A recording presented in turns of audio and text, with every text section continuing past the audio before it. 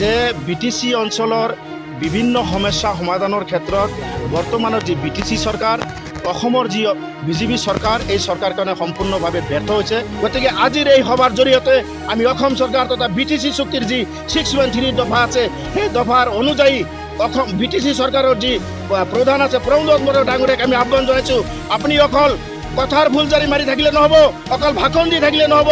আপুনি যে বিটিআৰ চুক্তি কৰিছে 6.3 যেটো আপুনি মানে এটা দফা তাত যে সন্নিৱিষ্ট কৰিছে, তাত যে আপুনি উল্লেখ কৰিছে যে বিটিসি অঞ্চলত 1206খন যি অপ্ৰাধিকৃত স্কুল আছে এই স্কুলসমূহ যে প্ৰাধিকৰণ কৰিব, আপুনি যে প্ৰতিশ্ৰুতি দিছে এই প্ৰতিশ্ৰুতি অতি সোনকালে আপুনি পালন কৰক, অন্যথা কিন্তু আপুনি তীব্ৰ প্ৰত্যাহ্বানৰ সন্মুখীন হ'ব। কিন্তু প্ৰমোদ বড়ো ডাঙৰীয়াক আমি দেখিবলৈ পাইছোঁ জনগণৰ সমস্যাৰ প্ৰতি পিঠি দি তেওঁ নিজৰ ৰাজনীতি কৰাই কিন্তু পৰিলক্ষিত আছে। সেইকাৰণে আমি স্পষ্টভাৱে কৈছোঁ জনগণ ৰাজপথলৈ আহিবলৈ ইতিমধ্যে আৰম্ভ কৰিছে। ABMCৰ ৰাজপথৰ পৰা চিঞৰি চিঞৰি কৈছোঁ ইয়াৰ প্ৰত্যুত্তৰ প্ৰমোদ বড়ো ডাঙৰীয়াই আগন্তুক নিৰ্বাচনত কিন্তু ভোগ কৰিব লাগিব।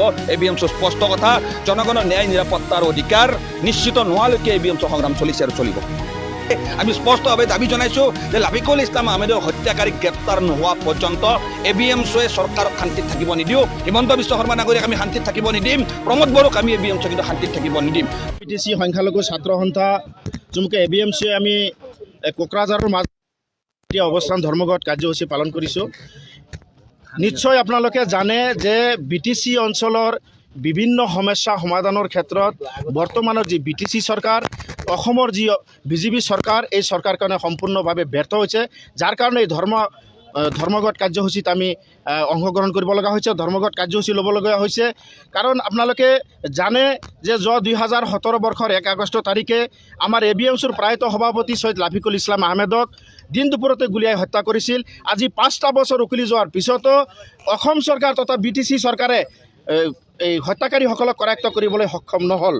আপোনালোকে জানে যে কিছুদিন আগত CBIয়ে সেই হত্যাকাৰীসকলৰ নাম, এড্ৰেছ আৰু ফটো সহকাৰে তেখেতসকলে ৰাজহুৱা কৰিছিল।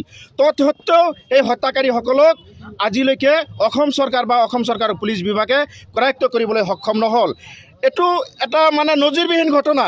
ভাৰতবৰ্ষৰ ভিতৰত এনেকুৱা এটা ঘটনা সংঘটিত হৈছে যে আছামীৰ নাম ফটো সহকাৰে প্ৰকাশ পোৱাৰ পিছতো যে আছামীসকলে মানে নিৰুদ্দেশ হৈ থাকে, এনেকুৱা ঘটনা ভাৰতবৰ্ষৰ কেতিয়াও হোৱা নাই। তেখেতসকলে ভাৰতবৰ্ষ এৰি যোৱা নাই, তেখেতসকলৰ মৃত্যু হোৱা নাই, তেনে ক্ষেত্ৰত কিয় সেই আছামীসকলক কৰায়ত্ব কৰিবলৈ সক্ষম হোৱা নাই? আমি আজিৰ এই ধৰ্মঘট অনুষ্ঠানৰ পৰা অসম চৰকাৰৰ ওচৰত আমি ক'ব বিচাৰিছোঁ, আপোনালোকে এই দোষী ব্যক্তিসকলক কৰায়ত্ব কৰাৰ বাদে তেখেতসকলক আপোনালোকে ৰক্ষণাবেক্ষণ দি আছে। আপোনালোকৰ ৰক্ষণাবেক্ষণৰ কাৰণেই তেখেতসকলে আজিলৈকে গ্ৰেপ্তাৰ হোৱা নাই। গতিকে আজিৰ এই প্ৰতিবাদী কাৰ্যসূচীৰ পৰাই আমি অসম চৰকাৰৰ ওচৰত আহ্বান জনাইছোঁ যে যিসকল ব্যক্তি এই হত্যাকাণ্ডৰ লগত জড়িত আছে তেখেতসকলক অতি সোনকালে কৰায়ত্ব কৰক, নহ'লে ABMC কিন্তু লাফিকুল হত্যাকাৰীৰ যি ঘটনা এই ঘটনা যুগ যুগ দশক আন্দোলন কৰিব যেতিয়ালৈকে এই হত্যাকাৰীসকলক শাস্তি নাপায়। তাৰ ভিতৰত আৰু এটা ইয়াত মানে প্ৰমোদ বড়ো বা অসম চৰকাৰে বাৰে বাৰে প্ৰতিশ্ৰুতি দিয়াইছিল, বিভিন্ন সভা সমিতি বিভিন্ন নিৰ্বাচনী সভাত ইস্তাহাৰত প্ৰকাশ কৰিছিল যদি তেখেতসকলে বিজেপিয়ে বিটিসি বা অসমত চৰকাৰ গঠন কৰে তেনেহ'লে বিটিসিত বসবাস কৰা যিসকল ভূমিহীন পট্টাহীন মানুহ আছে তেখেতসকলক ভূমি দিব, ভূমিৰ পট্টা প্ৰদান কৰিব। কিন্তু আজিলৈকে সেয়া দেখিবলৈ পোৱা নগ'ল। এজন ব্যক্তিও তেনেকুৱা মানে পট্টা পোৱাৰ মানে প্ৰমাণ নাই। যিসকল ব্যক্তি মানে আবেদন কৰিছে, হাজাৰ হাজাৰ মানুহে পট্টাৰ নামত আবেদন কৰিছে, এতিয়ালৈকে তেনেকুৱা ব্যক্তিক পট্টা দিয়াৰ পৰা তেখেতসকলে বিৰত আছে। গতিকে আজিৰ এই সভাৰ জৰিয়তে আমি আৰু এটা বস্তু ক'ব বিচাৰিছোঁ যে যোৱা 93 চনৰ পৰা 2014 চনলৈকে এই বিটিসি অঞ্চলৰ বিভিন্ন স্থানত গোষ্ঠী সংঘৰ্ষ হৈছিল। সেই গোষ্ঠী সংঘৰ্ষত ধৰ্মীয় সংখ্যালঘু, ভাষিক সংখ্যালঘু, কোচ ৰাজবংশী, আদিবাসী, বড়ো আদি বিভিন্ন জনগোষ্ঠীয়ে চলাইছিল। আজিলৈকে সেই ক্ষতিগ্ৰস্ত লোকসকলে কিন্তু ক্ষতিপূৰণ পোৱা নাই। আজিৰ এই ধৰ্মঘট অনুষ্ঠানৰ পৰা অসম তথা বিটিসি চৰকাৰৰ ওচৰত আমি আহ্বান জনাইছোঁ, অতি সোনকালে এই ক্ষতিগ্ৰস্ত পৰিয়ালসকলক অতি কমেও 5 লাখকৈ টকা দিয়াৰ বাবে আমি দাবী জনাইছোঁ। লগতে যিসকল শিক্ষা অনুষ্ঠান আছে, ভেঞ্চাৰ স্কুল আছে, এই ভেঞ্চাৰ স্কুলসকলৰ অৱস্থা আপোনালোকে জানে।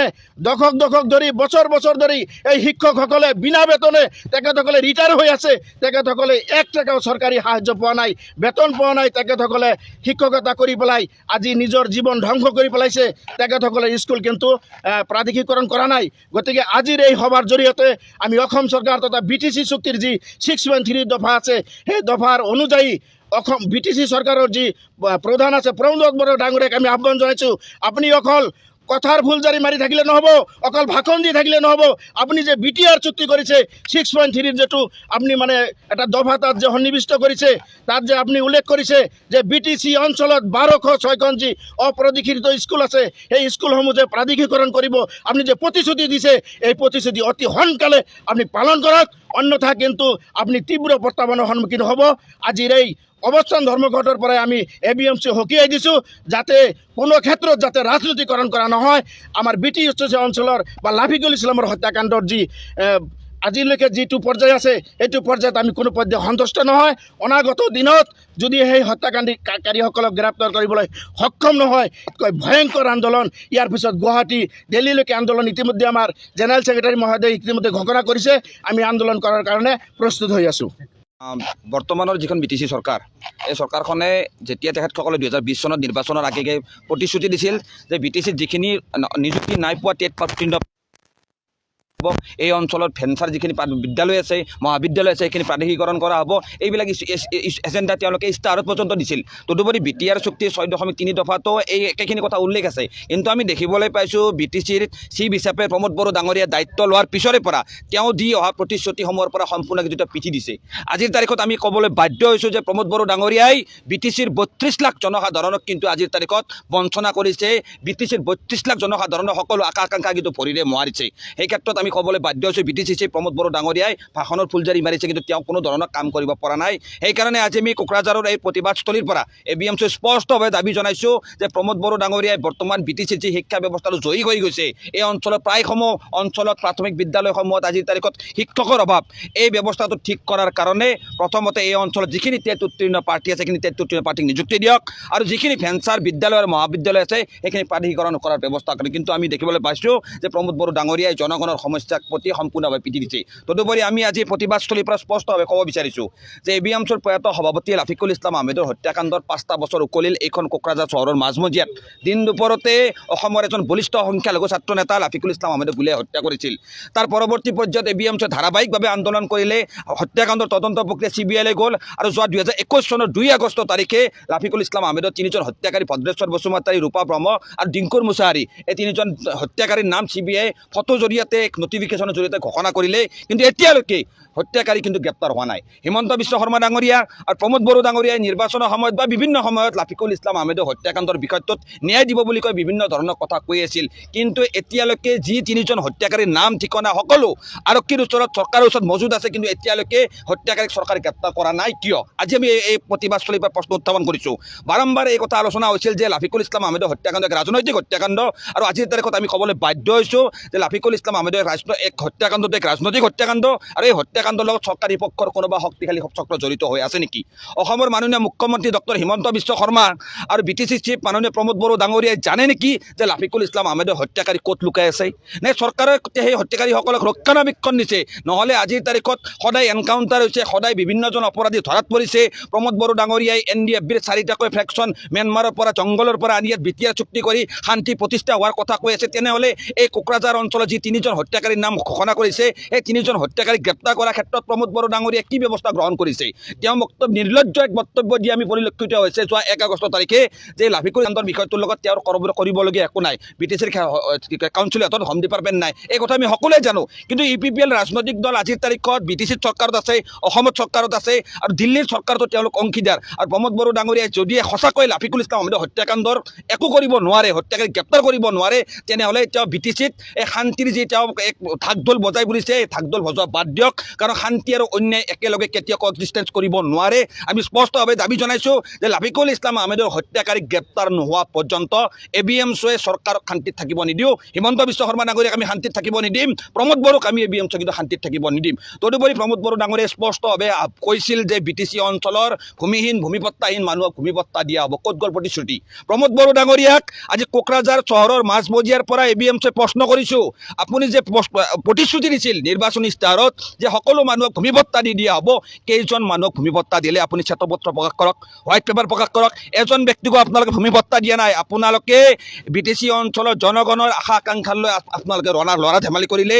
এই অঞ্চলৰ সকলোখনৰ জনসাধাৰণক আপোনালোকে বঞ্চনা কৰিলে আৰু ভূমিৰ নামত আপোনালোকে আমি দেখিবলৈ পাইছোঁ এই অঞ্চলত সংখ্যালঘু হওক বা বিভিন্ন জাতি জনগোষ্ঠীৰ যিখিনি মানুহ ভূমিহীন হিচাপে বসবাস কৰি আছে এইখিনি মানুহৰ সমস্যাৰ প্ৰতি কোনো ধৰণৰ গুৰুত্ব দিয়া নাই আৰু এইখিনি মানুহ ভোট বেংক হিচাপে আপোনালোকে লোৱাৰে কিন্তু ষড়যন্ত্ৰ কৰিছে। আমি স্পষ্টভাৱে প্ৰমোদ বড়ো ডাঙৰীয়া আপোনাক আমি কৈছোঁ যে BTC অঞ্চলৰ প্ৰত্যেকটো ভূমিহীন আৰু ভূমিপট্টাহীন পৰিয়ালক ভূমিপট্টা নিদিয়া পৰ্যন্ত ABMC সংগ্ৰাম চলিছে। আজি কোকৰাঝাৰত আন্দোলন হৈছে, পৰৱৰ্তী আন্দোলন দিছপুৰত হ'ব, তাৰ পৰৱৰ্তী আন্দোলন দিল্লীলৈকে সম্প্ৰসাৰিত হ'ব। এই অঞ্চলতো বিগত সময়ছোৱাত বিভিন্ন গোষ্ঠীগত সংঘৰ্ষৰ কিন্তু সাক্ষী হৈ আহিছে।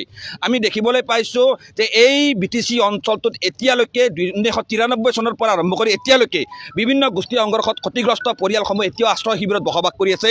বহুতো পৰিয়ালে ক্ষতিপূৰণ পোৱা নাই। তো তেনেকুৱা বিভিন্ন ধৰণৰ ঘটনা ইয়াত সংঘটিত হৈ আছে। কিন্তু প্ৰমোদ বড়ো ডাঙৰীয়াক আমি দেখিবলৈ পাইছোঁ জনগণৰ সমস্যাৰ প্ৰতি পিঠি দি তেওঁ নিজৰ ৰাজনীতি কৰাই কিন্তু পৰিলক্ষিত আছে। সেইকাৰণে আমি স্পষ্টভাৱে কৈছোঁ জনগণ ৰাজপথলৈ আহিবলৈ ইতিমধ্যে আৰম্ভ কৰিছে।